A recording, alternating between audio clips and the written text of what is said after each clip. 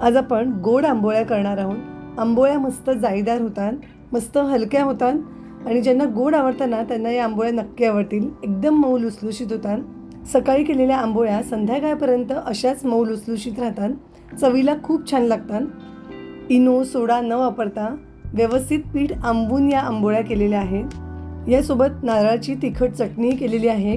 गोड आंबोळ्या तिखट चटणीबरोबर जास्त छान लागतात। मस्त मेनू आहे, त्यामुळे व्हिडिओ नक्की बघा। हाय, मी स्मिता। मस्ती कक्षामध्ये तुम्हाला सगळ्यांचं खूप खूप स्वागत आहे। आज आपण अशीच एक मस्त हेल्दी रेसिपी करणार आहोत। तर या आंबोळ्या करण्यासाठी एका मोठ्या बाउलमध्ये मी 2 वाट्या तांदूळ घेतलेले आहेत। घरातले कुठलेही तांदूळ तुम्ही घेऊ शकता आणि घरातली कुठलीही वाटी घेऊ शकता, त्याच वाटीने बाकीची मापं घ्यायची। यामध्ये अर्धा चमचा मेथी दाणे आणि 3 चमचे उडदाची डाळ घालते। या सगळ्या गोष्टी आपण अगदी व्यवस्थित धुवून घेऊयात। 2-3 पाण्याने स्वच्छ धुवून घ्यायचं, म्हणजे तांदळाला बोरिक पावडर वगैरे लावली असेल तर ती निघून जाते। पाणी मी काढून टाकते आणि अजून 1-2 पाण्याने स्वच्छ धुवून घेते।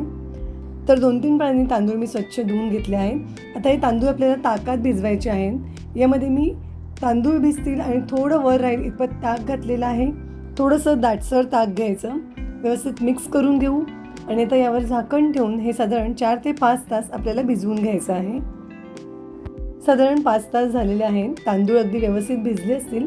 आता एका दुसऱ्या बाउलमध्ये मी त्याच वाटीने मोजून 1 वाटीभर पोहे घेतले आहेत।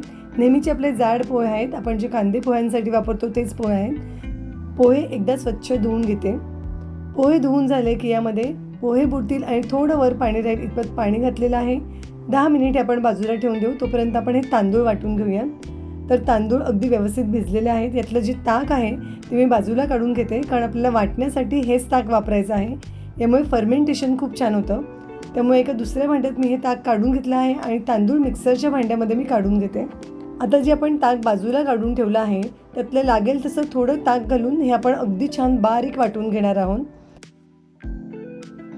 तांदूळ मिक्सरमधून मी अगदी गंधासारखे बारीक वाटून घेतलेले आहेत।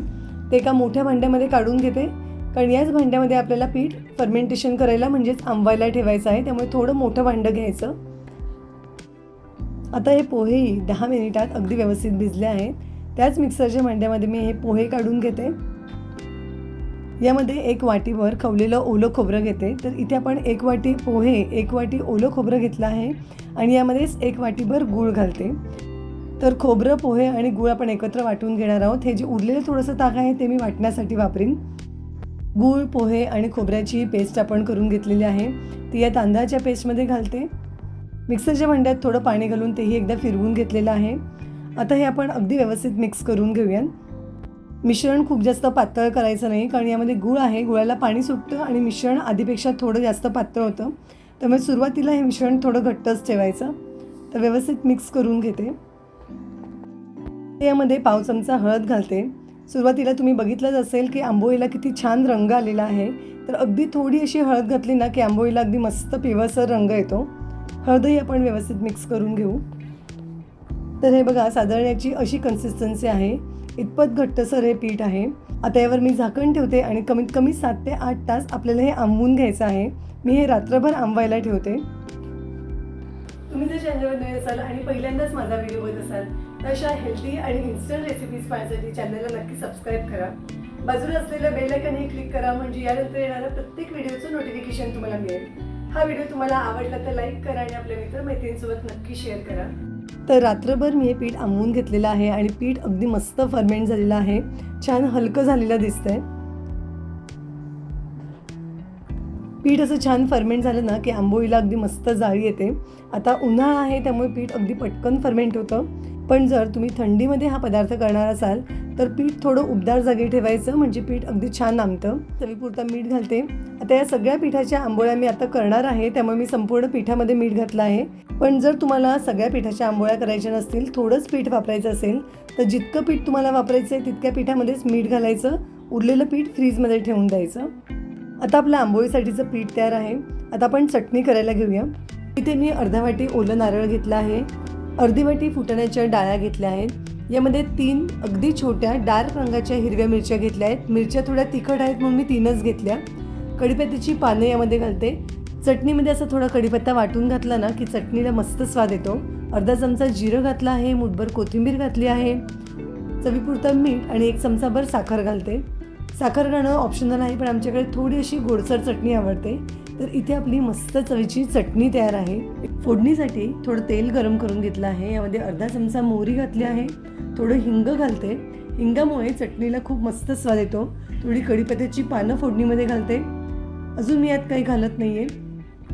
आता ही फोडणी आपण चटणीवर ओतून घेऊया.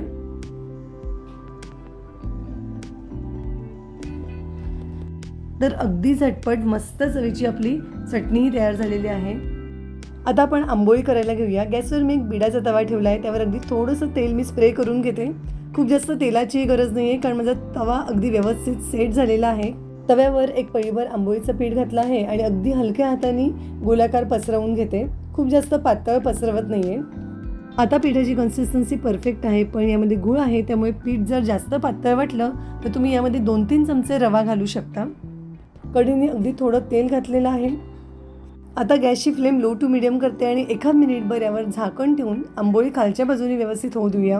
गॅसची फ्लेम मोठी करायची नाही, कारण यामध्ये गूळ आहे ना, लगेच आंबोळी तळायची लागते.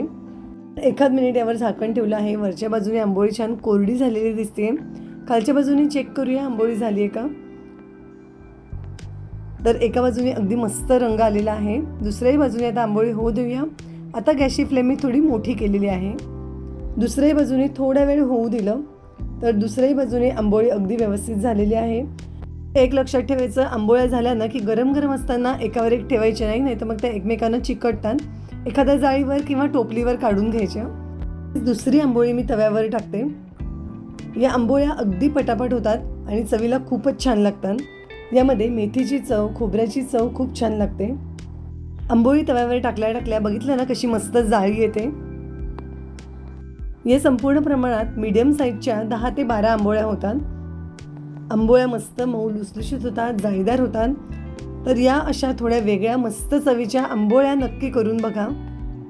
रोज रोज नाश्त्यासाठी तेच पदार्थ खाऊन कंटाळा आला असेल तर हा थोडासा वेगळा नाश्त्याचा पदार्थ तुम्ही नक्की ट्राय करू शकता.